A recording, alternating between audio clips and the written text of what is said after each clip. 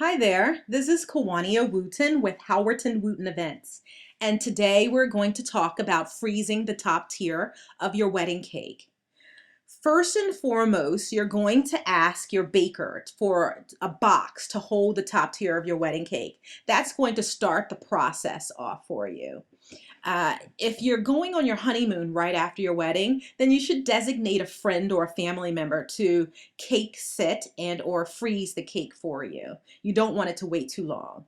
So the first step is you want to make sure you have all of your supplies, your plastic wrap, the aluminum foil, and your the airtight container, and possibly a little tape.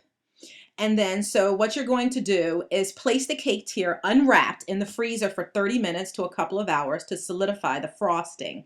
The timing depends on the type of frosting you have on your cake.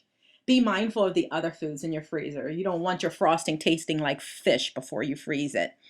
After a couple of hours, and once the frosting is a little solid, take out the cake and wrap it in a few layers of plastic wrap.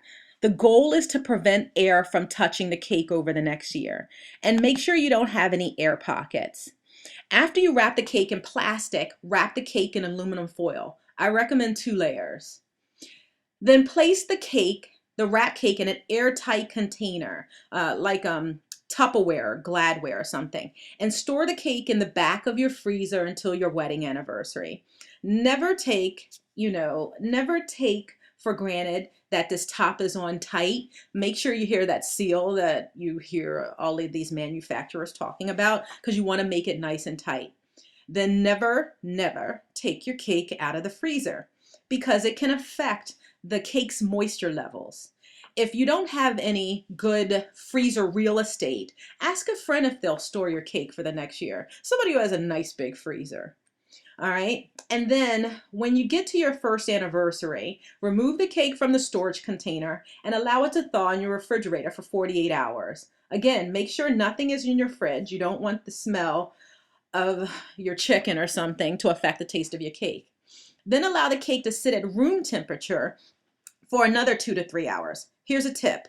To ensure that you remember the thawing instructions, save these instructions on your phone for 4 days before your anniversary, and it will be an appointment, and it will tell you what to do so you get your cake out in time before your anniversary.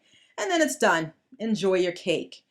We would like to thank, first and foremost, Tony Richards Photography for the first picture on the cake, and the Cakery for making us this wonderful top tier. It was good.